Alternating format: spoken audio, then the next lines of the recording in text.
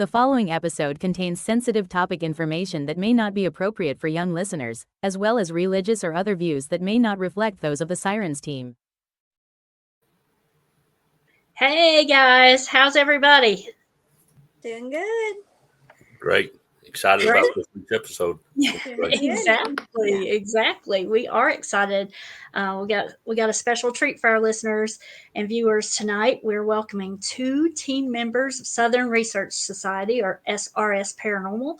And like we mentioned in our earlier episode this week, Ryan met the team recently at Smoky Mountain Terror Fest, and we are thrilled to have them on our show tonight. So Matt, and I should have asked him how to pronounce his last name. I didn't. Do you know, Ryan, how to pronounce it? It's Matt Sorge. Sorge. I don't know if he pronounce it like in the French type way, like Sorge. I think it's Sorge. Okay. And unfortunately, if I messed it up, I apologize, Matt. Come on. We'll ask him when we bring you in. Anyway, he's the founder of SRS, and he's career firefighter and hazardous materials response specialist for over 2 decades.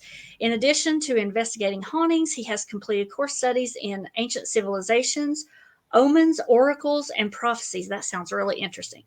He's also co-creator and lead host of The Gathering, a live streaming show, and he's co-owner of Shadow Work Productions, LLC. Director, editor, executive producer of the independent documentary film Field of Fears, The Haunting of Randolph County Asylum, coming soon. That sounds really interesting too. Got to ask him more about that. So let's bring Matt on and introduce him. Hi, Matt. Hello. Did we butcher your last name? No. So it gets a lot of different pronunciations. It's actually fairly simple. You were spot on. It's Sorge. It's actually German. I am mostly Irish, believe it or not. But my name is actually German. But yes, so it's Sorge. Like George, but Sorge. Well, great. Good job, Ryan, there. Well, we are excited to have you here. And before we hear more from you about your background, we want to introduce another member of the SRS team, Dr. Ronda Caudill. She's lead medium and spiritualist researcher. And a little bit about Ronda, and she spells her name without an H. I don't meet very many Rondas, so I'm excited to have another Ronda on the show. She has a PhD in education, has completed courses in angelic studies, demonology, and paranormal studies. In addition to investigating hauntings, she specializes in occult practices and Victorian-era methods.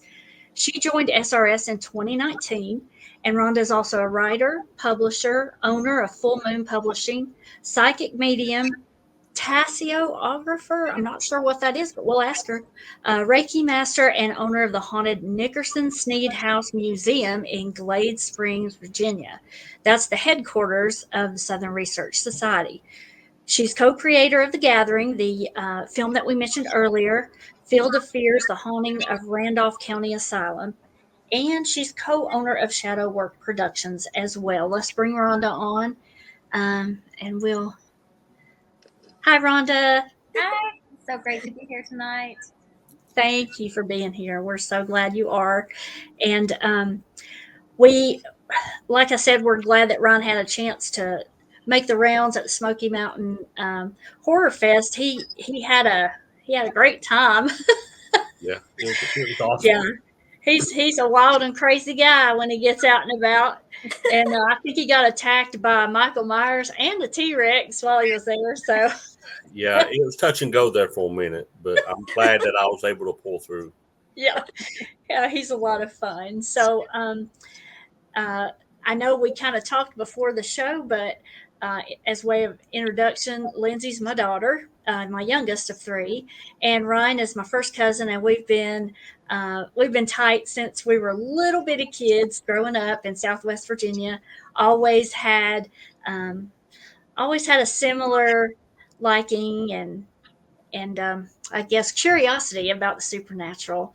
And Lindsay shares that as well. She's always been my scary movie buddy. Well, Ryan was my scary movie buddy before Lindsay, but then Lindsay came along and I made her my scary movie buddy. But we just kind of got into this in October of last year and thought, hey, we'll just have some fun with something we love. So First of all, I want to give Lindsay and Ryan a chance to tell you anything about themselves, and then that they may want you to know, and then we'll go into a few questions, let you all share some of your knowledge and background with us. Lindsay, Ryan, you have anything to say? I'm really excited. I missed out on the con the other day. I didn't even know it was happening, and Ryan texted and he was like, "Hey, this is going on. There's people from Twilight there." And I was like, "What are you talking about?" I had no idea it was happening. So we're definitely going to have to check it out next year for sure because it Yes. sounds really cool. And I guess just reading both of your biographies on the website, I'm so excited for this interview because I think we're going to learn some really cool stuff. Agreed. Yeah, I'm also excited, with you guys' background and your history and your research, and reading some of your stuff. There's normally some people that get interested in this either have a fear for an unknown and they want to get closer and kind of figure out, because the more you know about something you're scared of, the less scary sometimes it seems. But when you deal with this, sometimes it's more scary. Or you had an experience and you want to know more about it. Then, that's kind of about us, because like me and Ronda grew up and all our parents and relatives, all they want to do is scare us and tell us ghost stories and tell us about haints and, things like that. You better be good or, such and such will come get you.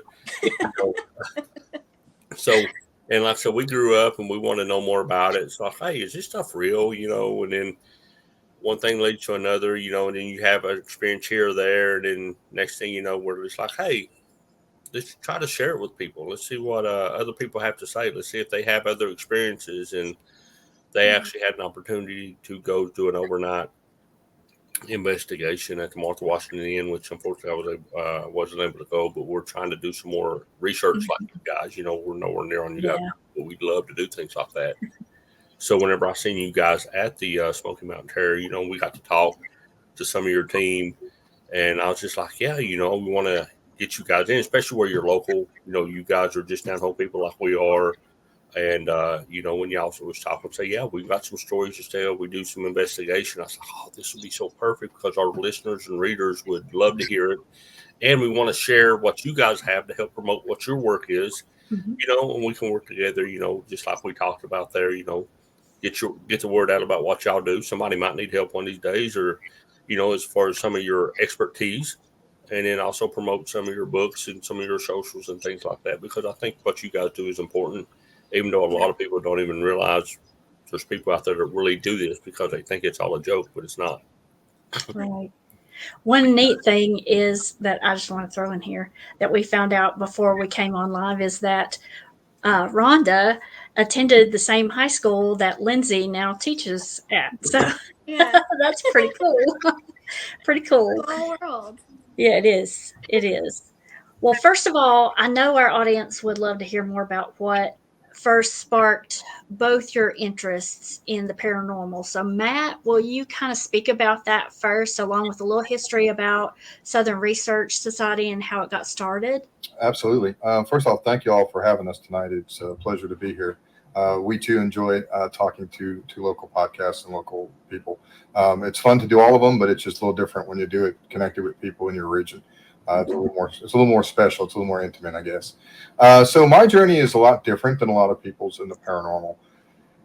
For me, I went most of my adult life without ever having a paranormal experience. That was up until 2005. I thought it was cool that people had them, but I never had one for myself. I was a skeptic. I thought what happened to people was in their mind, like there was really probably just overactive imaginations. So in 2005, one of the hobbies I really enjoy doing is metal detecting. And I was looking for Civil War artifacts in an area in Johnson City. It's an old farmhouse that used to have about 10 or 15 acres around it. And this old house sat in about the middle of that. So there's about 5 or 8 acres surrounding that particular old abandoned farmhouse. So I was searching around it looking for relics connected to that time period and anything connected to that house. The house probably hadn't been lived in for 30 plus years at least. the roof was, caving in. So you picture the quintessential horror film, like the old abandoned creepy house, and that's this place. Broken windows, weeds growing up around the outside of it. So just painting that picture for you of a truly abandoned, dilapidated building that nobody obviously would be spending time in. I got a good signal. I went to recover it, and I got that creepy feeling like I was being watched. I looked up at the second story window, and staring back at me, as plain as I'm seeing all of you on this screen, was an elderly woman in a light blue dress. And she vanished right in front of my eyes. So I did what any normal man would do in that scenario. I grabbed my stuff and I ran to the truck as fast as I could. But as I was driving home, I started to try and rationalize this experience. And I thought, well, had a rough night at the fire department last night, probably just overly tired. I started doing that rationalization thing. Yeah. But it shook me. I mean, I'm not going to lie and say it didn't, because there's no reason that anybody would be in that building, especially anybody living. So I drove home, didn't think much about it. A few weeks later, I used to say I got the time to go back, but the reality is about 6 weeks later, I got the courage to go back. And I went again to this place, put it out of my head, wasn't going to think about hauntings, ghosts, or any of those things, and started searching the ground again with my metal detector.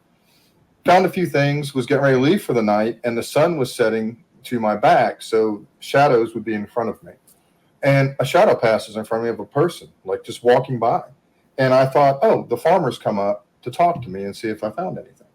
I turn around, and I'm it for like 5 to 8 acres in any direction. So, yes, I grabbed my stuff, ran in my truck as fast as I could, hightailed it back down the road, knocked on his door at the bottom of the farm, and I said, hey, I asked you a question. I said, has anybody ever had any weird stuff happen there? He said, yeah, man, there's a lot of weird stuff happened up at the house. And I said, well, any particulars? And he really wouldn't give any particulars. And so I went home and cleaned up the artifact that I had found that was probably one of his relatives. So I brought it back to him and gave it to him. We talked a little bit more. Never found out who the lady was. By the time I went back the second time, he was already starting to tear the place down because he had sold off part of the land. So I never found out, who the old lady was that I saw in that window, the elderly woman. But it changed my life. That moment taught me that there's a lot more going on around us than we're aware of. And I had to do something with that information. So that led to diving into anything I could figure out about hauntings. I still was convinced that maybe we somehow create these scenarios. So I spent the next year and a half studying everything I could, reading Hans Holzer's files, any books I could on paranormal theory, anything I could on different religious backgrounds, Wiccan books, spiritualist stuff, anything I could find on anything about belief systems, not necessarily methods, but belief systems. And then I started saying, well, the only way I'm going to figure this out is really going and starting to investigate.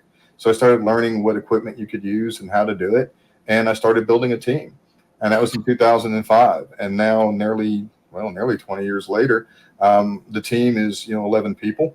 We're based out of Ronda's amazing location. We blend things a lot differently than we did back then. I will say that I have a lot more theories and questions now, even with probably well over 1,000 investigations around the country under my belt. And I still have more questions than I do anything else. And I think if I ever get all the answers, I don't think I want to do it anymore. But I've come full circle. In the last 4 or 5 years after meeting Ronda, she can tell you how we met and how that all came about when she does her part. But that also changed my life. That's when I found out about psychic mediums. So when I found out that there was a whole nother way to do paranormal research. And it's when I started to discover that I had my own mediumship abilities, which she started helping me develop. And for the last 4 years, I've gone from full skeptic when I started in 2005 to actually now I work as an evidential medium myself. So it's been a journey. It's been crazy. I would never believe 20 years ago if somebody sat me down and said, this is what I would be doing, I would have told them they were absolutely crazy. But here we are. So that's a little bit about how the team started. I would like, if anybody would like to know more about the team, visit our website, go to the bios, srsparanormal.com, and you can read about all the other team members. We do have a very diverse team, and they're all really smart people. It's a handful of dumb firemen surrounded by really highly educated people. We have a scientist. She's actually a microbiologist on our team. We have a guy who started a bioresearch company and still runs a bioresearch company that's on our team. Most of our members have degrees in chemistry and biology and all kinds of things. Like I said, a couple of firemen surrounded by some really smart people. So that's basically what the team is and how we started and who we are. That is interesting. Yeah. So you were 100% skeptic, and now you're 100% believer. Oh, absolutely. Mm-hmm. We know a lot of skeptics, don't we, guys? We do. So yeah, and we'll touch base on some of the things that you said before. Were all the 11 members of the team? Did they all get to come to Smoky Mountain Terror? No, only about half of the team was actually able to be there over the weekend. Okay. All right. So let's move to you, Rhonda. We'd love to hear your story a little bit about how and when you became interested in like the supernatural side of life, and how you became involved with the Nickerson Sneed House and the team. Okay. Well, my journey started very early on. I lived with my grandparents for several years when I was very small, probably the first 5 or 6 years of my life. And then I was at their house every weekend, all the summer vacations and winter vacations. Anytime there was a break, I was there. But I was at my grandmother's house and just playing around in the bedroom and just dancing in front of the mirror like a 4-year-old, just doing my own thing. I don't even know what my own thing was, but just being crazy. And there was somebody behind me in the mirror, and it was not anybody I recognized. And I turned and they were gone. Because it was just me and my grandma in the house at the time. So I ran out, and I never went back to that room again. And later I found out that was a form of mirror spying, seeing something in the mirror, which I do now. But I avoided that room like the plague for years. But my family would always tell, stories, about things that they had seen or experienced. They're very religious, but they still believe in supernatural to an extent. But so then as I got older, I, decided, every Sunday, Wednesday, and every revival, visit Monday. So I began to explore what my path was. And trying to understand what I was seeing, why I was seeing it. And so I started to try to communicate whatever it was. And then when I was 19, I started reading tarot cards and tea leaf readings, which Passio Grafter is a tea leaf reader. Okay. So, and things just kind of went from there. On my dad's side of the family, that's my mother's side of the family. On my dad's side of the family, my grandmother was a table fitter. And that was a big thing during the Victorian era. They would take the table and have it rocked back, one way would be yes, one knock maybe yes, no, however you want to answer, or a spirit board. So it was kind of in my DNA. I have a great grandmother who I recently found out was she was in the early 1800s, and she did call herself a witch. And then I had a great aunt who was a healer. She was a granny woman. So it's all kind of been in my DNA, I think, since they were destined to be this way. But I've seen things and experienced things since, like I said, I was 4 years old. That's the earliest memory. That's not them. So my husband and I purchased the Nickerson Sneed House, which we didn't have that name at the time. We decided to name it that. We built the house Nickerson Sneed. And I was looking, I had experienced a lot of things there. The more I was up there working, because we had bought the house to move into, the more I was there working, the less I wanted to live there. But I thought, I've got to do something with this place because it's too beautiful and I'm in love with it, but I just don't think I can live here. So I was reaching out to local teams and putting out feelers. And Matt, I don't know where he had seen the house, but he had contacted me. I may have reached out to them. I don't know, but I think he reached out to me though, but to see if they could investigate. And I said, sure, come on up. And when they were there doing their walkthrough, he got an EVP and he's like, oh yeah, this is going to be good. So they investigated there, and then we got to become friends, and they come to a few events where I was doing psychic readings, and I don't know who came up with the idea to cross-validate or do these experiments, but we were using the tech that they were using with the Victorian style methods that I was using, and we were getting cross-validation. And so Matt's like, there must be something to this. And so I think that's probably what piqued his interest in the Victorian style methods. And now he's a whiz at making dowsing rods, which is one of the tried and true Victorian methods of ghost hunting. But yeah, I think that's about us up to speed. I can't imagine myself personally seeing something in the mirror behind me. Wow. Yeah, no wonder you avoided that room for years. But it seems like as you learn more about your family, your ancestry, and their gifts and abilities, that it made you curious enough to kind of dive in and not be as fearful as you were when you were really young. Now, when you talk about cross-validation, can you explain that a little bit? Like what he was doing, you were getting kind of the same result. Exactly. David, I would try, well, at his house, no, Wildwood Sanatorium. One of the things that we did there was Matt hooked me up to a bunch of little gadgets that pulse ox, blindfold, deprivation stuff, so we could get vital signs, environmental data, and physiological data from her while she was connecting. That was my first way of trying to, not to cut you off, Rhonda, but just to kind of. Because I don't know what the tech is. That's why I was going to help you out.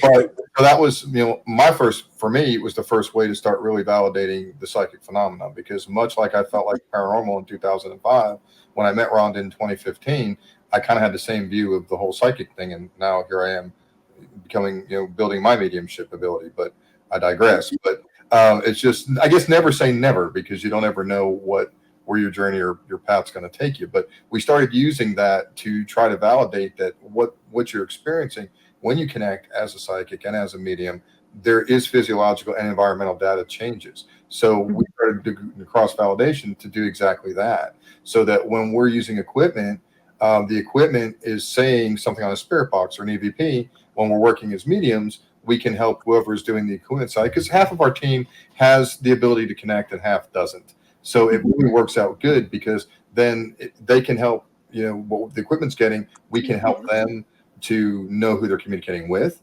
So that's where cross validation comes in. So that was to help Rhonda explain the Wildwood thing, which is in upstate New York, if you don't know where that is. Oh, okay. It's a beautiful place and very, very haunted. But so it's just they use the technology against what I'm getting, and to make, and then if we get the same thing, or if there's some kind of correlation between what we're getting, we know that is something, and it can be proven scientifically. It's kind of like information confirmation, or like checks and balances. Is okay. Exactly. Is this legit? Is this something that we're getting that could or could not be disproved?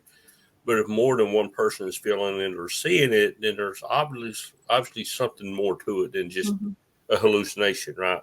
Yeah. So it validates the mediums too, because we can say all day long what we're connecting with or seeing, or what we're getting in our third eye, or in our mind's eye, but without any equipment hits or anything else, sometimes it's hard for people to accept that. I mean, it was for me before my change in things, but yeah, so it does. You're absolutely right. It's that confirmation, or that we look for even tertiary validations. We want secondaries, but tertiaries are even better. So if we can get a Class A EVP, we also got environmental data changes, plus one of us is connecting with something. Now we have gone 3 levels deep to prove the phenomena is occurring when we say it's occurring. That's awesome. Well, before I turn it over, you have so much proof. Yes. Yeah. Before I turn it over to Ron and Lindsay for some questions, I want to ask, is being a medium and connecting in that way something that you have to have the innate ability to do, or is it something you can develop? I think everyone is born with the gift. They just forget how to use it because, society says, "Oh, the ghosts aren't real. Oh, this isn't real. This isn't that." But if you're connecting and you're seeing ghosts or whatever these experiencing these phenomena, you have the gift to communicate with them. So I believe wholeheartedly that everyone is born with it, and they either get it stamped out or they just choose not to believe, maybe out of fear. But you can develop it back, which is I've had mine my entire life. Matt? I'm proof of what Rhonda's saying because I didn't think I was a complete skeptic, and now I'm doing this where I literally do connect with spirit and bring spirit through. And I think people have a misconception about that too. I think they think that ghosts are these necessarily scary things or these entities, but they're not. They're energy. They're human spirits, just like we are. They're just not in a corporal body anymore. The fact is, we're mostly spirit and we're mostly out of our body. We're only connected to our body 20% really. We're really outside. So anybody who is in this paranormal world or is drawn to this stuff, even the ones that think that it's all science, which that's another topic maybe for later, but you're drawn to this for a reason. And just like my opening experience that happened to me, it's because you're sensitive to it. So everybody that's in the paranormal in one way or another is sensitive to it. And the more time you spend doing this, like us, literally thousands of investigations, I would say collectively over the team is well over 1,000 in the last 20 years. And the more time you spend in this environment, the more you become aware of it. The more you become aware of, you just know. You walk into a place, you know it's haunted. You don't have to have the history even to do that. And as you develop that ability, that sensitivity or that mediumship or those gifts, you even furthermore already know. And that's what we love too, because we go in blind, like Ronda, myself, and Tori, who's another one of the mediums, and Nikita. The four of us, we don't want to know anything. I used to want to know everything about the site. Now I don't want to know anything. I want to go in blind and then see what we all pick up on. So so I think that's absolute proof that anybody can develop that if they choose. I wish we had time for you to tell us about every one of those investigations. But I will ask you, what is there one that stands out for each of you? One of those investigations or a place or an experience that stands out the most? Go ahead, Rhonda. You go first. I don't know. They all stand out in a different way. I guess the one that really affected me the most that I took home would have been Brushy Mountain, the prison. I connected with someone, an inmate, and was channeling, and someone there, not one of the team members, but someone else, broke it off before I was ready. And this inmate stayed with me for probably, 4 or 5 months before I could shake it completely. So that one really stands out. Wow. What do you mean stayed with you? I mean, how could you tell? Was he like moving stuff? I mean, was it just a feeling, or was he actually using enough energy to move things, or how? What do you mean? Matt could probably answer that better than me. So I think it's important to point out something here that I think a lot of people don't understand about the paranormal. And I love paranormal television, by the way. I think it's a great thing, but I also think it paints a really accurate picture for people. One thing you have to remember about paranormal television is they don't go in there one night for 3 or 4 hours. They spend up to 2 weeks in those locations. So we're friends with a lot of the people that do paranormal television. I mean, personal friends with a lot of those people. And they'll tell you that they spend, anywhere from 1 to 2 weeks in the location, and they're in there 7, 8, 10 hours investigating for a week or two straight. So you're seeing the ESPN highlight reel of stuff that happened. That's why I think people see these things and say, "Oh, it's all made up, it's all fake." Maybe there are some unfortunate people on YouTube and things that do that, and I hope not, because that's a disservice to paranormal, and it's a disservice to the spirits as well. But I think an important point is the more you put yourself in this environment, like I was saying earlier, the more sensitive you become. You can also start to let your guard down. And I think what happened to Ronda, and I know what happened to me in the story I'll tell when it's my turn, is exactly that. So there is a real danger in this, and these things can attach to you. That is a real thing. And anybody to tell you it's not has just been blessed enough to not experience that. But once you do, it will absolutely change your life. And to answer how Ronda was different, I thought Ronda hated me all of a sudden. I didn't understand why. Because, she's like a sister to me. We're very, very close. And so when she started like blowing me off and being really, really mean, I was like, what is going on with you? It's like, is everything okay at home? And she's like, yeah, it's just, kind of you. And I'm like, whoa, what's the deal? So finally figured it out. It was not her. It was that attachment driving a wedge in all of her relationships, her personal relationships, her friendships, her family, her husband. She was pushing people away because of the attachment. And so as crazy as that may sound to your viewers, God is my witness, it's a real thing. And I didn't realize that I was like this. I don't remember much of those 4 months, only what people tell me. Is that kind of like, when you hear about possession, one of the steps, is that kind of like the oppression step where they start making you act different and push people away so that they can alienate you from other people so they have more control? Is that kind of what you're saying? Not. I don't think it needed or wanted control. It was just there along for the ride. And until I could completely shake it, I knew internally, I guess, some part of me knew, because I do remember being agitated with everything and couldn't figure out why. So everything I could to try to get rid of this agitation, grounding and shielding and protecting and, doing Reiki and all this stuff, trying to get myself back. But I really don't remember the events when I was pushing people away. I don't remember those specific events, but everybody said I was so mean and not myself. And I don't remember what they tell me I did. So it's just like this guy just came along for the ride, and when he got weak enough and I was able to get strong enough, I was able to push him back out. So. Yeah, and I think it's also important to understand too. It's not like Ronda studied a lot on the demonology, so she can talk a little further on this. But I'll come from the oracle prophecy, ancient civilization side. Demons are a Christian constraint. Every society in the world has their version of that. Okay, Hebrews, they're called Dybbuk. In other civilizations they have other names. So the jinn, if it's in Asia. So these are different things that are essentially the same thing. They're dark, unhuman or inhuman entities. But demons are a truly a Christian assigned name for it.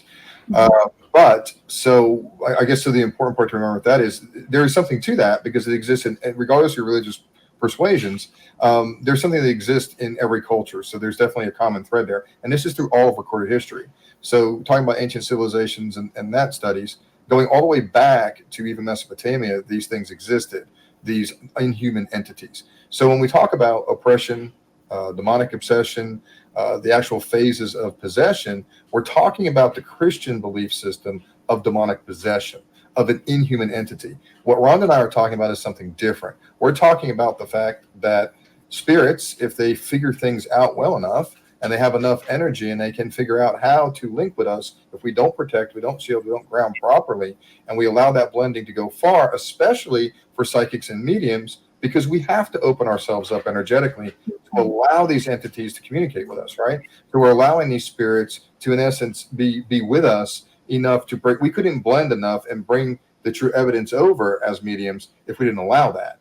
But we have to protect ourselves and our energy in a way to do that they don't have free access, okay? And that's a very complicated thing, and there's a whole class we could do on teaching the properties of energy and the paranormal. But I digress to say this, that what we're talking about is human attachment. So think about where she was. She was at Brushy Mountain, which is one of the roughest prisons in history, and a spirit was able to hijack her energy and, for lack of better words, hijack and stay with her. But it doesn't mean for the entire 4 months Ronda was completely gone and this person took her over. It's not like that. It's just moments where they are able to push their energy through more than we can hold our own energy. And that's what happens. And you have to get that off of your energy. You have to pull that off of your energetic field, or you'll continue to have problems. So when I say driving away, pushing away, it's those moments. And that's how you recognize when someone is under an attachment. So don't confuse that with demonic possession. I will also say this. When I say 1,000 cases, I'm not exaggerating that number, because we do anywhere from 15 to 25 public events a year where we take people on public investigations alone. That don't count the residential cases that we do that we don't ever put anywhere, or the road trips 2 or 3 times a year we go on the road. We work full time and we still do this that much. So we do a lot of this in a lot of places. So it's a real risk, but it's a real thing that you have to be aware of. And we do individual. I travel a lot, and so does one of our other team members. So we do a lot of stuff individually while we're on the road too. So yeah, a lot of us do actually. Yeah, there's a lot of collective. It's collective, well over 1,000. Making that point. Yes. But yeah, so that's where that it's a human attachment. But I was saying this. The point I was going to make was, collectively, this entire team of people who have done this for nearly 2 decades, none of us can sit here and tell you we've encountered a demon. I have never been in the presence of a demonic force. We're good friends with exorcist priests like Bishop Long, who is he's a true exorcist priest. He's done 19 confirmed, actual exorcisms. He'll tell you that you're in the presence of a demon. You'll know it, or that type of force. We've been in the presence of inhuman stuff, yes, but we've never encountered a demon. So I think that Hollywood and TV and movies has made us believe that there's demons on every corner. I'm not saying that there isn't dark influences out there. I'm just saying that demonic cases are extremely rare. Okay. That's about the best I've heard anyone explain in a way that I could understand, like the difference. Thank you for that. And you said that you had an instance, Matt, where you had kind of let your guard down as well. Yeah, so my story, and it's not my favorite for that reason. It's more a cautionary tale. I guess I have other locations that would be my favorites. So I'll give you a happy story first. Okay.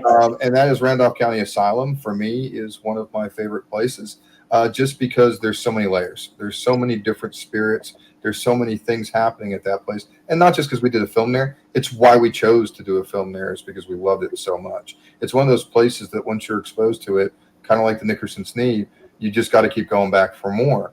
And I think that's why it's one of my favorites, just because just like the Nickerson Sneed, Randolph County is the same way. You never know what you're going to get. It's different every time. And it's always active, whether it's 2:00 in the afternoon or 2:00 in the morning. There's always times that you will have, peaks and valleys in that activity, but you'll always have activity. So for me, that would be one of the favorites. But my if you will, other cautionary tale is Hinsdale House. So if you're familiar with it, it's in upstate New York. It is a famous demonic case. It is one of Ed and Lorraine Warren's cases from the 70s. It's the Dandy family haunting. Clara Dandy wrote a book about it called, I think it's Echoes of a Haunting is the name of the book. It's a really excellent book that details the experiences that happened from 1973 to end of 74 when her family was there and she grew up in the house. But there's a lot of folklore that surrounds it. One of the things our team has is 2 actually degreed historians. 2 of our people on our team have degrees in history. So we rely heavily on them to validate our stuff for our case files, because that's what they do. They tell us if the history is correct. So they deep dived the property for us. And some of the stories that circulated about the Hinsdale House are common in hauntings, is you'll have bits and pieces from different stories somehow get intertwined in the fabric of that particular haunting. So knowing that going in, again, this is before working on my mediumship side. I was opening up at that point, but I wasn't really diving into that water too deep. So I knew all the history, where Ronda didn't know the history going in. So she did her usual protection and guarding and what she normally does to go in. I thought it's a lot of folklore. It's a lot of made up. Probably gonna have nothing happen. It's all hype. And that was the mistake, because I let my guard down. And I also had an attachment from that experience. Severe enough that my wife and my child said I had a personality shift, and it was attributed to the same thing. Took me a couple of months to figure that out and shed that. And for a while, I took a step back from the paranormal because of it. because it's a real thing. You have to be careful. So if your protection belief system is prayer, if it's crystals, if it's whatever it is, make sure you always do that and make that part of your process, because it's when you let your guard down that you get in trouble. Okay. Now, Ryan and Lindsay, I know you're just dying to get in here and ask some questions. Ladies first. Go ahead, Lindsay. I'll let you go. Oh gosh.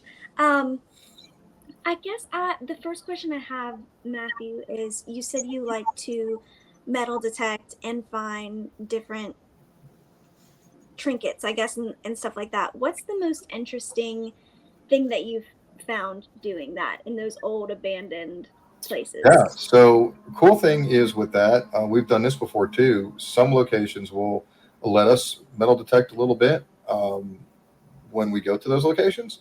Ronda's was one of the places we did this at. We actually found artifacts connected to the house, and then we use them as trigger items, right? So we can use them to try to get spirit to interact with things that may have belonged to somebody that still could be connected to the property because it was theirs. The coolest artifact I ever found is not connected to anything haunted, but it's probably the one I'm the most proud of. Up in Northern Virginia in Culpeper County, the Battle of Brandy Station was a significant battle that there was two of. And that, actually, Culpeper County was one of the most camped on, fought over, and historic pieces of the property during the entire Civil War. It changed sides like 12 times throughout the course of the war, because it was right on the Rappahannock, right across the river, basically from DC. So there was an encampment there right for the Battle of Brandy Station, and I found a Confederate spur that actually has a soldier's name engraved on it. So I was able to research that spur and narrow it down to two soldiers. They were brothers that enlisted at the same time. They were both there at Battle of Brandy Station, and one of the two of them obviously is who lost it. We don't know which one, but that's the coolest item I ever found. Yeah, that is really cool. It is. But they had the name and everything. Yep. I guess my next question would be for you, Rhonda. On our last episode, we actually talked a little bit about cursed objects, and I spoke about Bela Lugosi's haunted mirror, and they all think it's haunted because he used to scry and try to contact one of his deceased wives. Can you speak a little bit about your experience with that? I have seen some really creepy things scrying. So I could see how he could have. I totally believe the mirror is haunted, because I could totally. It's a like a portal. So I could totally see how he could bring something into that and it get trapped. Mirror scrying is it is so hard to explain. You will look into the mirror, stare at yourself, but look past yourself. And you kind of let your eyes go out of focus. You will see things. Your face will morph. You will see things behind you. You will see events. It's just really a strange sensation. It's like no other experience I've ever had. But Matt also has seen. We were doing an investigation, and my daughter, she does mirror scrying when we go on investigations. This particular time I did, and Matt was with me. And Matt, you want to tell her? Yeah, so also, I've actually seen Bela Lugosi's mirror. I've been to Zach's museum in Vegas.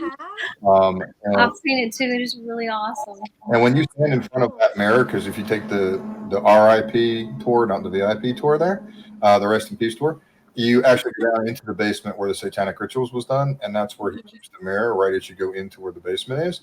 So the mirror is there, and you can stop if you choose to and scry in a mirror if you want, or look in a mirror. I chose not to scry it, but I did stand there and look into it, and you can feel the energy off that mirror.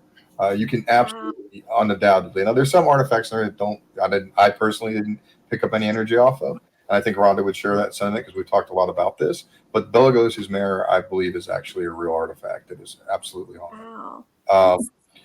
To get to Ronda's story. So we were at a house in Saltville. It was actually connected to the Civil War. It was Jeb Stewart. It was his brother's family home. And we were investigating it. It had been abandoned for several years. Really was an active location. It was a really great case. And we were in this mirror. She was looking in this mirror. She said, I'm going to scry in this mirror. I was like, okay, cool. So I'm standing there next to her. Now, again, this is early on, so I hadn't really started. I just started tipping my toe in this. I hadn't opened up to where I'm at now. And I'm standing next to her, and I'm watching her look at this mirror, and I'm thinking, what is this crazy woman doing staring in this mirror? I'm watching her do this, and I love her to death like a sister, and I say that with love, Rhonda. But she's staring into this mirror, and I didn't even realize we had a camera running in that room, and it caught the reaction I had and her reaction, because I was like, oh my God, what just happened to you? What happened to your face? She goes, oh my God, did you see it? I said, yeah, you looked like, and she finished the sentence, the thing from The Nun, what later on becomes the movies in The Nun.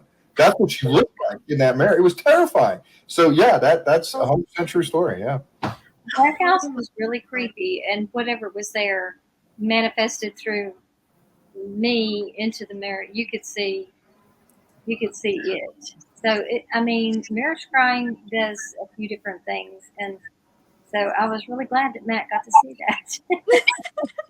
When you are mirror scrying, do you communicate with what you see? I don't know.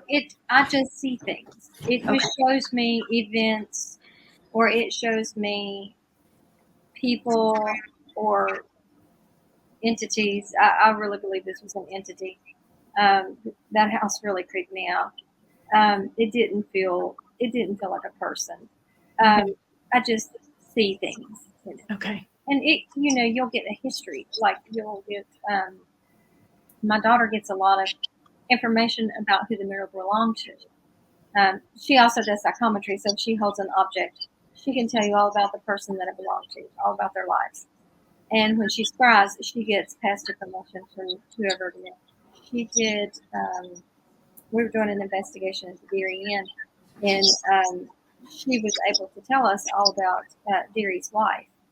And she had no idea who she was, but she described her, and she described, what was going on in the room, and the woman was stately, and how she was important. Her husband was important. Anyway, and after she described everything, then Matt said, "Oh, that's John Deary's wife." So she was able to do that.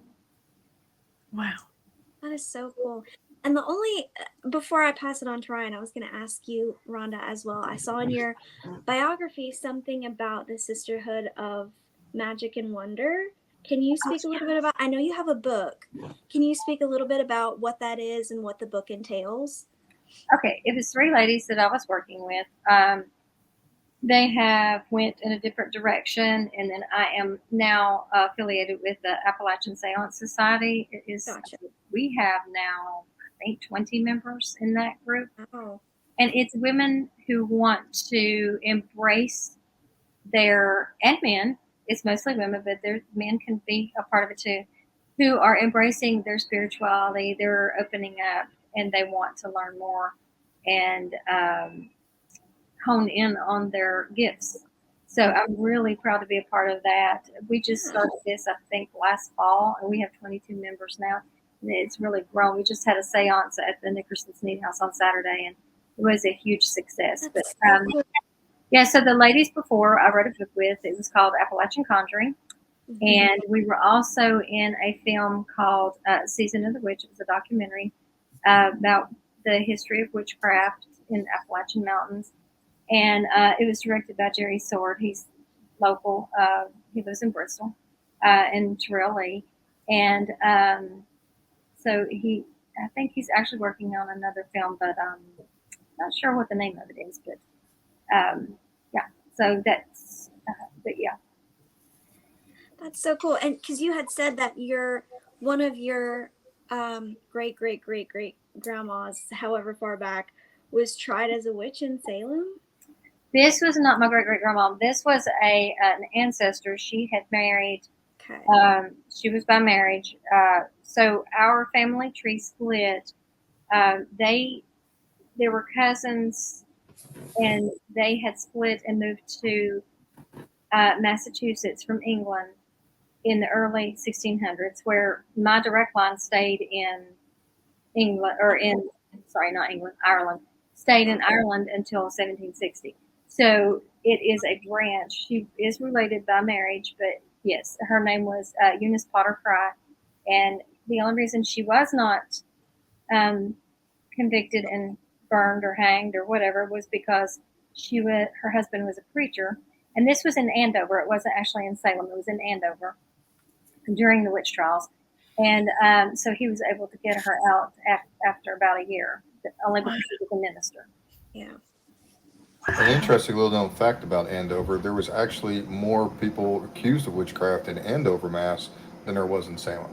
Salem is historically what everybody knows, but there was actually 19 more people that were convicted and 28 or 29 that were accused in Andover during the same time period. Wow. I didn't know that. I'll hand it over to Ryan, though. I don't want to take up a ton of time. I appreciate it. I mean, you guys are awesome. We love hearing talking about this, and we could probably, I mean, we always say, hey, this is going to be a short episode, but we have people going and, you know, we got so much intrigue. We just want to keep finding out more. We could talk about this stuff for days, right? One of the things, you know, you talk about protection things, you know, and you guys' energy, and you know that you had an attachment. You know, I've had similar experiences.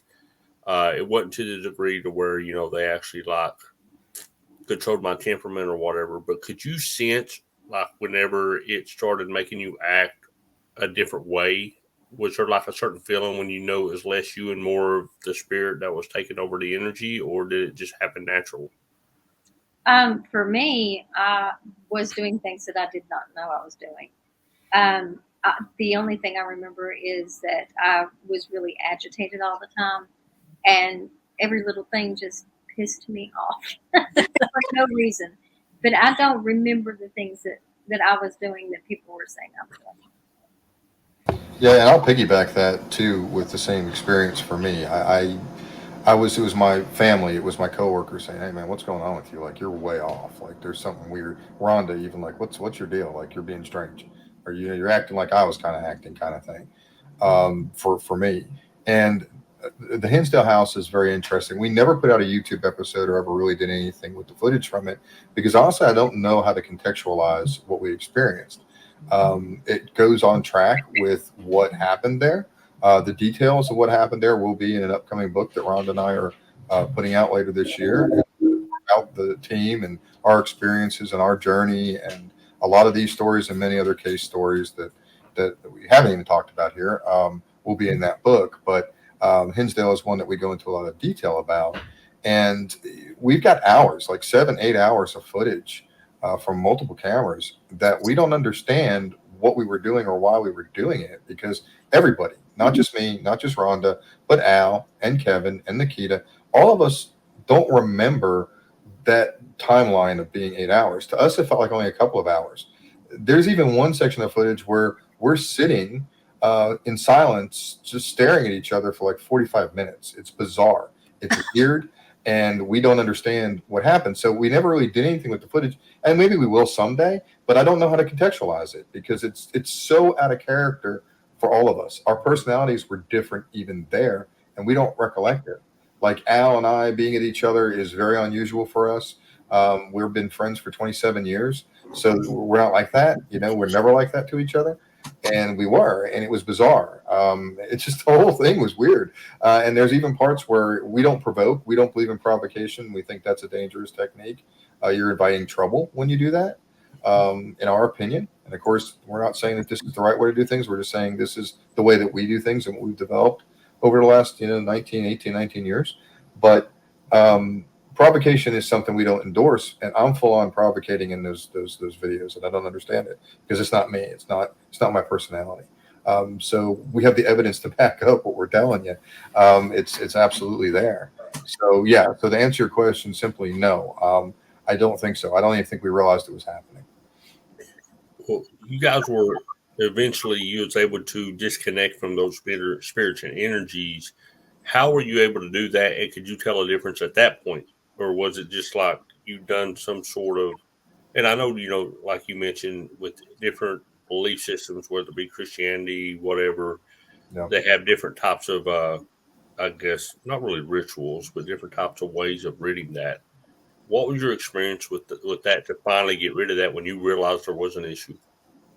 Rhonda, you want to go first? Well, for me, I didn't realize what was going on. I just, people were saying you're strange. What's wrong with you? And I was just feeling so agitated all the time. So I was just trying to, I was taking my anxiety medicine more regularly, trying to calm myself down. I was, like I said, I was doing Reiki sessions on myself.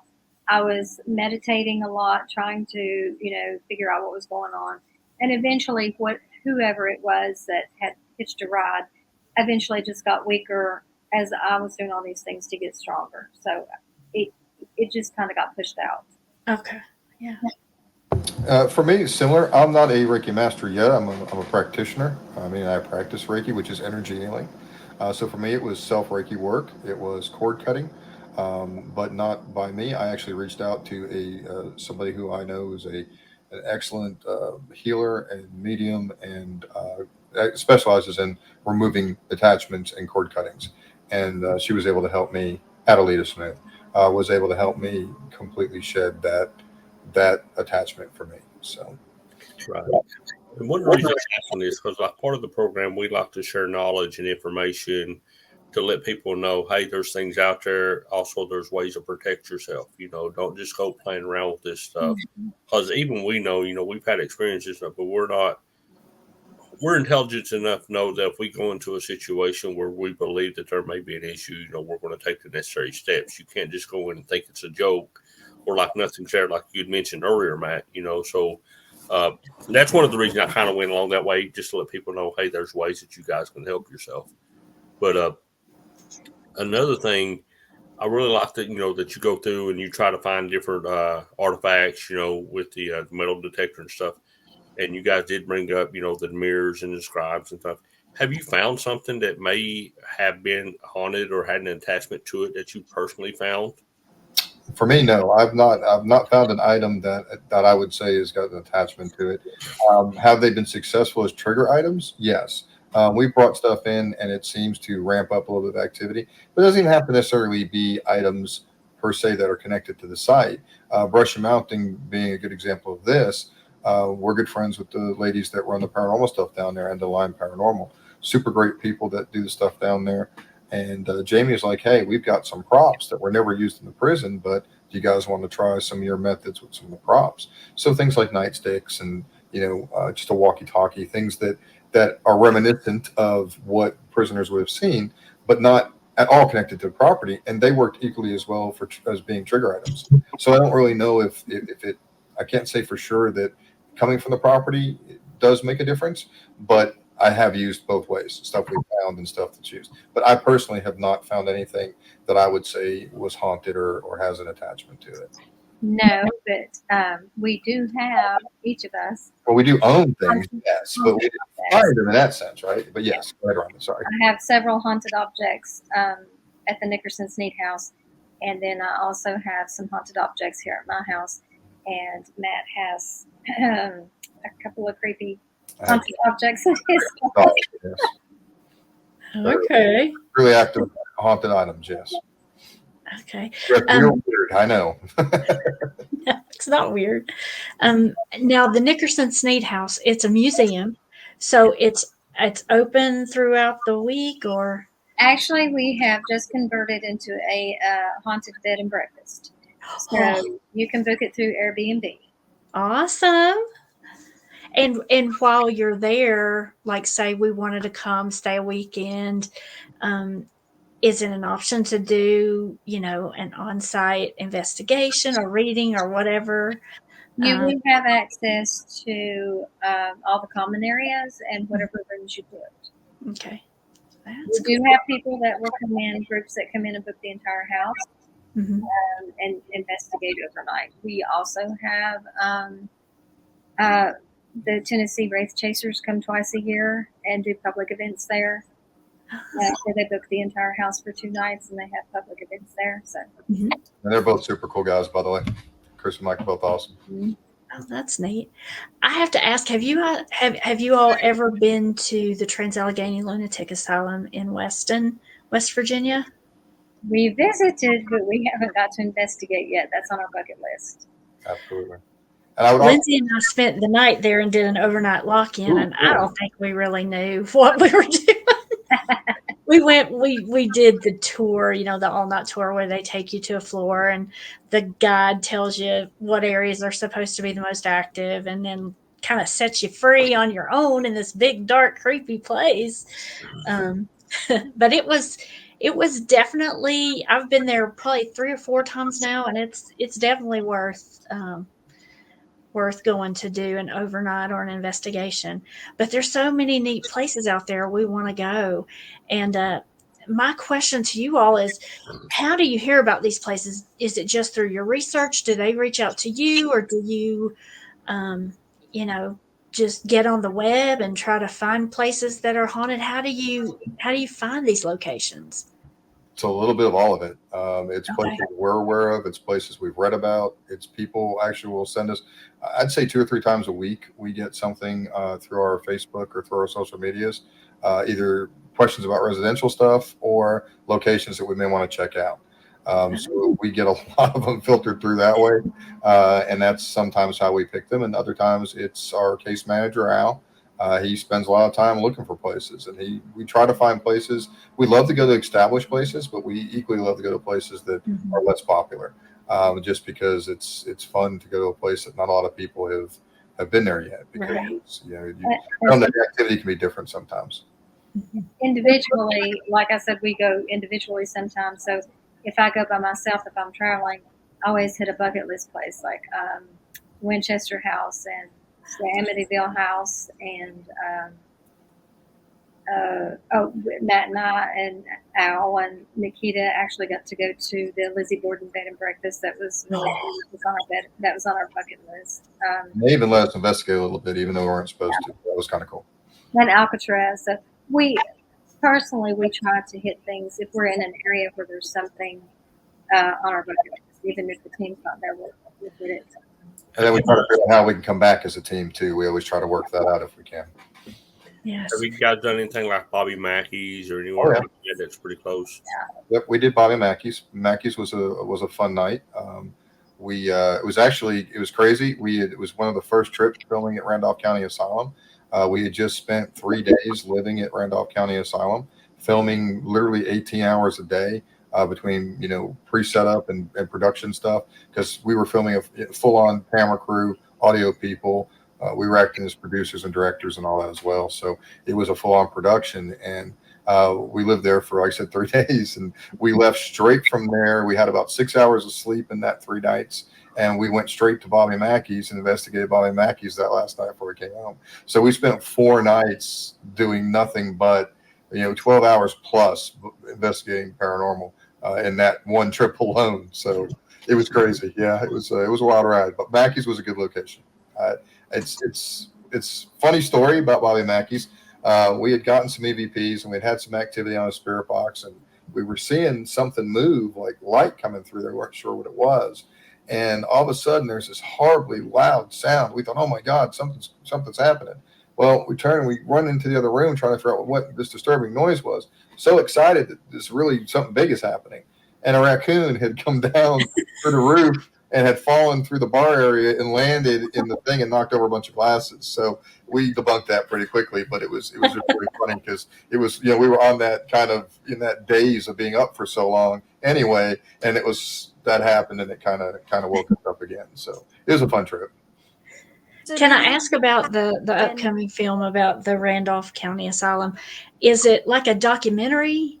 Yeah, so the Randolph County Asylum project is going to be something different. It's taken us 3 years to get it through the process for a variety of reasons. One of the reasons is it took multiple trips. We didn't just go up and film the 2 days. We actually ended up taking 4 trips total, and investigating over each of those trips, multiple days. Each trip was 2 days plus.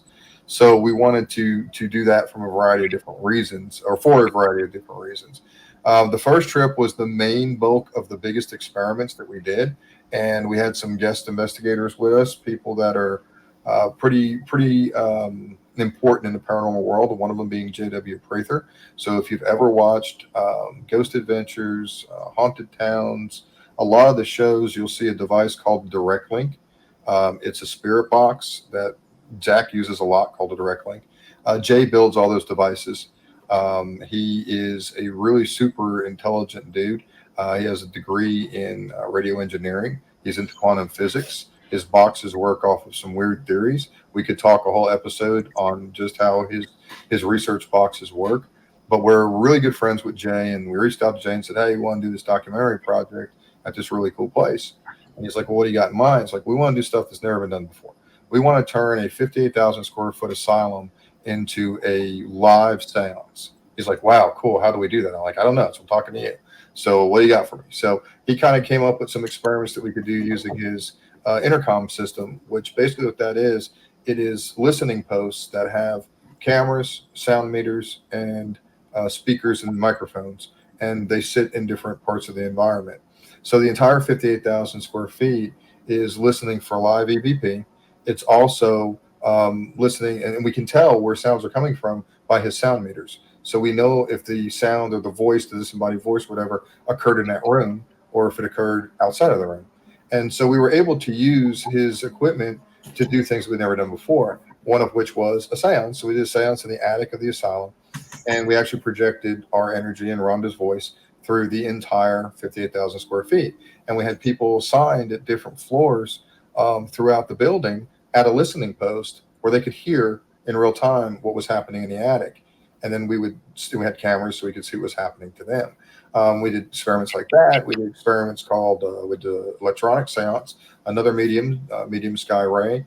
She was another guest on the project, and she did one where we're using the direct link and actually putting the energy and voice into a spirit box and then running that through the building. And the same thing, having people at listening posts to see what we could get. And then I won't give you too many other things. You'll have to see the film when it comes out.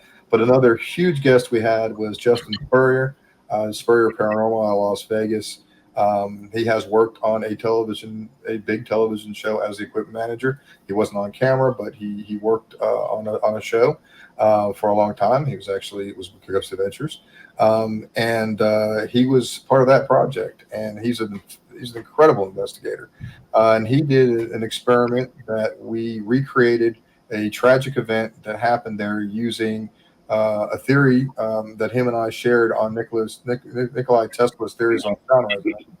And we figured out how, or he figured out how, with my suggestion of what I wanted to do, he figured out how to make it happen.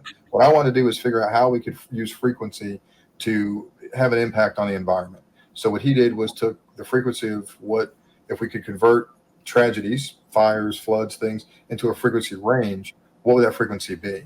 And then we used the world's largest Bluetooth speakers. We projected it through this god-awful sound that it made through the entire building, through that intercom system.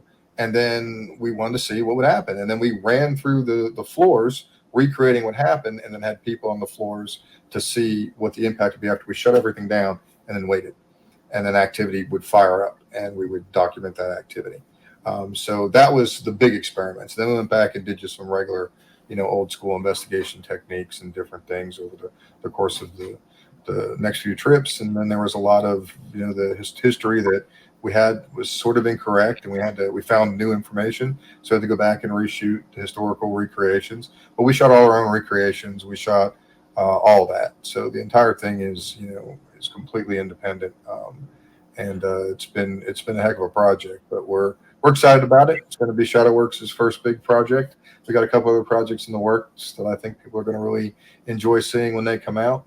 But Field of Fears will hopefully release finally this year. It's in post. Okay. We're getting through it, so I think it'll be coming out soon. That was my next question. When do we get to see it? I'm hoping for October. That's what I'm hoping for. Oh, cool. Always the possibility of another delay. I hope not, but I'm hoping to get out of post-production by then. Mm-hmm. We'll look for that. Well, like I said, we'll put some things out this week as far as maybe, trying to boost that a little bit. And I know you guys have a couple of books and things that you guys have been working on and collaborating with. That's cool too. And, of course, the people that listen to us, whether it be Spotify, whether they watch on YouTube, they're interested in those type of things. And no matter how they watch it, I know they'd love that type of stuff. Mm-hmm. And, we're doing future episodes on like haunted items again, because I got some people from the actual terror event that had like haunted dolls. Oh, yeah. Stuff like that. So, like I said, we'd love to hear more about what you guys have too. So, I mean, this stuff just opens. It's like, once you start going down the rabbit hole, you get, I don't want to know more about that. But hopefully, time is a factor. Yeah. So unfortunately, but you guys have been awesome. We love that you guys have come on here. We really appreciate it. And y'all have some great knowledge, and we love hearing your experiences. Well, thank you for having us. It's been wonderful. And one last thing I wanted to talk about real quick is kind of goes along with some of what you were talking about. We were talking about earlier. One of the ways that I think that we use things maybe a little bit different too is having multiple mediums work together. And Rhonda can talk a little bit about this because she's been a medium her whole life.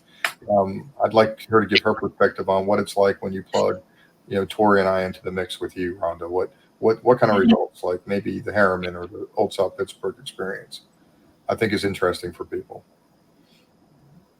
So when I work as a medium alone, I get a fraction of what's out there.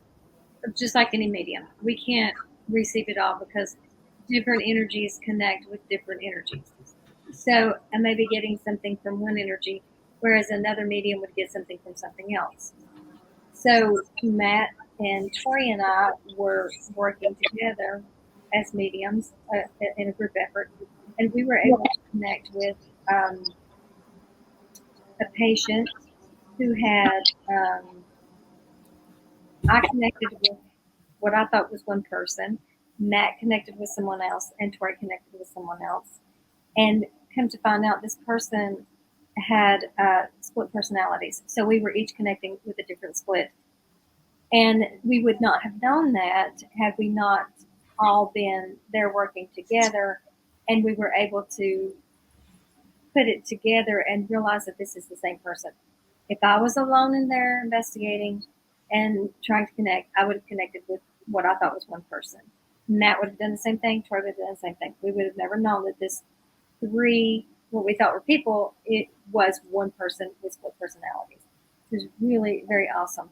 So when we work together on an investigation, or if we're connecting with people at an investigation, because at our public events, we always connect with people's loved ones. They kind of hang around with you and they have messages.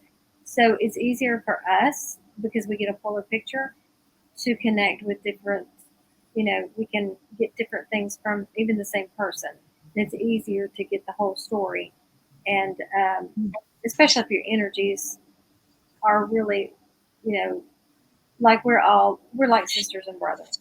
So our energies are really close and we're able to pull really, really easily, and we just kind of cohesive. And the ladies from Appalachian Seance Society, we will do seances like this past weekend, and our like energies are the same way. We pull more that way than just one person. And that's important because there's a trust factor there. We talk about letting spirits come in. You have to do that to a certain degree. It's called blending. But it's equally the same when we're working together as mediums, because I have to allow her into my energy and she has to allow me into hers, and so on and so forth. So we have to be willing to share that energetic connection, not only between ourselves, but with whatever we're blending with from the spirit side. So there's actually like this triple connection happening, or in some cases, if it's all three of us, it's 4 people connected energetically. And that sounds wild, but it's how it works, because mediumship is through thought. Spirit puts thoughts out that we are able to pick up or learn to pick up as mediums. And that communication is what we then use our different clairs or different abilities to get, whether it's sight, smell, sound, voices, words, whatever. It comes from that recognition. So it's things that we have no way of actually knowing except for what we get. So that's where we look for the validations. But what really was cool about the story that she told about 3 of us using at the hospital, one of our other team members, Whitley, she has a degree in psychology. So she's the one that said, wait a minute, you guys got the same person. It's a split. And here's why. It's dissociative identity disorder. And here's how I know that. And then she started asking us to ask different things, and we were connecting with that. So we go downstairs with the people that own the property down there. And I said to the lady, and actually her name is Ronda too, by the way, which is kind of funny. And I said to her, hey, I got a question for you. I said, up there on the 3rd floor, people go to this room. What have they connected with up there? What kind of spirits? She said, well, we always get 3 different spirits up there. I said, really? I said, tell me about it. She was like, yeah, one of them's an elderly lady. One of them is a younger lady. And one of them's a really mean lady. And then there's this guy too. There's this 4th one. which is we had picked up also collectively. We got the fourth one. I said, really? She said, yeah. I said, well, here's what we got. And she said, wow. So then I said, okay. I said, we believe that it's just a person that had split personalities. She says, how do you know that? I said, because that's what we put together from all of us connecting with this. She said, well, we don't tell people that. I said, well, I'm sorry, but that's what it is. That's what happened. So she told us that, yes, that there's the lady that was there. They believed that she was undiagnosed split personality. There was documentation that backed up those different personas at different times in her history through her psychological history that was never publicized. So we absolutely connected to that and absolutely brought that through on a mediumship level. So I just think it's a cool story to talk about how if we put aside collectively, and that's what I love about the way our team works is with my people, is we put that aside. It's not about me. It's not about Ronda. It's about the spirit world. It's about bringing over those messages and telling their story. And we're just privileged enough to do it. So we have to put our egos in check and trust each other and focus on the mission. And the mission is to tell those stories and preserve that history. And I think that's something that paranormal is lacking sometimes, is true para-unity. But you have to have it. If you want the truth and you really want to know what's happening at these locations and with these things, you have to be willing to do that. You have to be willing to realize very little, and you're learning. We're learning every time we go out. And again, if I ever stop learning, then it's time to do something different. We connect and collaborate. We don't compete. That's right. No one is better than the other. And like Matt said, the egos are set. Nobody has an ego on this team. We give each kudos for what they do, and we raise each other up. We never try to tear down. There's no good in that. One of the tags is para family because that's what we are. Yes. Well, I have a question. Like in some of the movies, like you mentioned, Ed and Lorraine. In some movies, she connects to things that scare her or give her a vision or a message that, like, horrifies her or maybe shakes her up some. Do you guys ever connect anything similar to that, or maybe it's too strong, or maybe on the flip side, it's just like a comedian type thing? It just messes with people.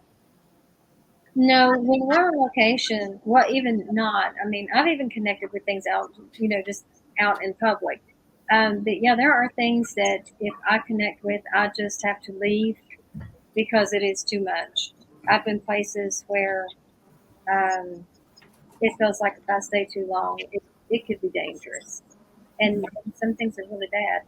And you got to know when to, say like Matt did, and get your truck and run. Right. Well, on the flip side of that too, I know that you can help people by bringing messages over. Is there a one time or experience that stands out for you where you did that? You were able to, help someone by connecting with a loved one that had a message or something like that? Well, I conduct regular readings at seances. So that happens, just this past Saturday night, we connected with several past loved ones. But, at the Publix, we also connect with people who's not expecting a message. I guess they are now, but they weren't at first. There's so many messages that come through that they probably expect them now. But Matt can probably tell you more about that because I've been lax on Publix lately, and I'm trying to get back into that. You said it, not me, just for the record. I'm honest and own up to it. No, so yeah, actually, one cool story. I won't tell the whole story, but I will tell you this much of it. So one of the people that came to visit us at Smoky Mountain Terror is a guy who last November came to one of our Publix. And Tori and I had him at two separate parts because when the public comes, we divide them up and then we rotate them through. So they don't get stuck with just one or two of the teammates or one or two experiments. They get to do multiple experiments at multiple places. And I'll say this about those public events that we do, that we host at these historic sites. I want to mention this before I forget, because once it leaves here, it's gone. We do that with these historic sites because we want to help preserve these places for other people. So we cover our insurance and our basic expenses, but the rest of the funds goes to the sites to keep those sites in having have money that they don't normally have access to. To give an example of that is the Deer Inn here in Bluffville. We raise more money in the 4 to 6 nights that we do a year there than they get from the county in their budget for the entire year. So being able to give that back to these sites, to us, is so important. And that's the biggest reason that we do the public events, is for that very reason. And we get to teach people about the paranormal, and we get to show people what we do, and it's not exactly what you see on TV. And we also get to hopefully bring over, like Rhonda mentioned, messages from their loved ones, which happens every public anymore, and it has for the last couple of years. The more Tori and I have developed our mediumship, the more that is happening. And when Rhonda's there, it's even more. Perfect example: Rhonda came out for the first time in a couple of months with us, and that night I think it was over half. It was like almost 60% of the people got messages from direct love. I mean, validated proof messages, evidential mediumship of true connection with their loved ones. And one of those guys did stop. The story I was getting ready to talk about. He came by at Smoky Mountain because last November, I actually brought his step grandfather through. And I gave him a message about something that was going on in his life with his health. And I said, man, this is important. This is a big deal. He is adamant. He's telling me that you need to get this, you need to work on this. And turns out he went to the doctor and got it checked. And he ended up having a widowmaker heart attack, but he survived it because he was at the doctor, because of the message from his step grandfather. So that is, to me, the whole reason to do what we do. And when I say it's about spirit, it's what it's about for us. To us, it's about the living, yes, but it's more about the spirits and the message that they have, because they're always around. And Rhonda will tell you that she's been a medium her whole life. And I'm sure she would absolutely agree with this. They always have guidance and messages for us. So a lot of those stories that have happened at Publix are, you're going to get a chance to see those too, because we've got a thing that we put out a couple of weeks ago, asking for people to give us those stories and send them in to us. We're going to put a book out about that, about the side of healing, love, and hope through mediumship. So that's another project that we've got going on. So another Now, is there on your website like a schedule of the public events that? No, we typically put them out through Eventbrite. I will tell you the next ones that we are getting ready to announce. So this is the first people will be hearing about them. Will be the 26th and 27th of July. They will be at our home haunt in Nickerson Sneed. So you will have an opportunity to come up there. We'll do which is something we do different at the Nickerson Sneed from the other locations, is we'll usually start off with a seance. And then after the seance, we'll do the full-on investigation of the property with the experiments we do at the other sites. So anybody interested in that will be coming out on our Facebook and all of our social media, as well as our website, once we get it up and start selling tickets to it. We'll definitely be watching that. One last question I have. I know, Matt, with you being a first responder, a firefighter, have police ever reached out to you all or anyone on your team, like for help in solving a case or anything like that? Rhonda? I've actually been asked to help on 3 separate cases.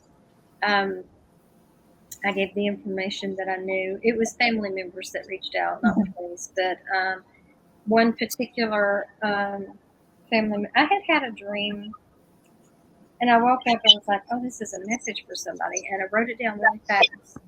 And a lady I had just read, I thought, this must be for her. So I sent her a message and I said, "Hey, I have this message for you." And she said, "No, that doesn't resonate with me." And I said, "Well, I'm going to keep it because it's for somebody."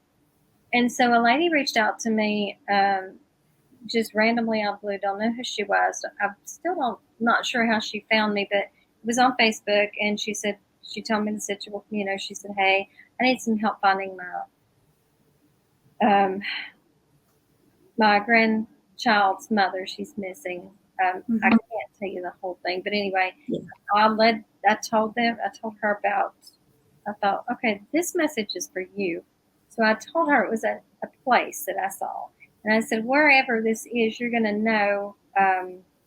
You know what it is, and I have never been where you live. I don't know where this is, but I think there's an oil refinery or oil drums or something, and there are 2 paths. And the thing that kept coming to my head was Robert Frost, the path less traveled. And I said, that's the path you need to take, because that's where it's all grown up, and that's where you're going to find something. They ended up finding a bone in a lady's shoe. So I reached out to her, and she did not respond back. So I'm assuming that was something that was just traumatic and just too hard to talk about. Yeah. Matt, are you still an active firefighter? Yeah, I am. I work for City Kingsport, and I'm still actively on duty. Yeah. Okay. Do you ever get any kind of sense of um, connection or like when you're on the scene? I'm not trying to cut you off, but I'm going to answer that real quick with this. I Okay. deliberately shut down. I shut down before I go to You work. do. Okay. Yeah. Everything down because if I didn't, I would not be able to do my job because it would be too much. Yeah. So. Yeah. Okay. Lindsay, Ryan, anything else? I mean, there's 1,000 more questions I could ask, but I definitely want to. We want to visit the Nickerson Sneed House. We want to come to a public event for sure, and we definitely will be looking for the film. And we can share any books or links on our socials that you guys would like to send to us. I know we've mentioned numerous books, and so we can't wait to dive into those too.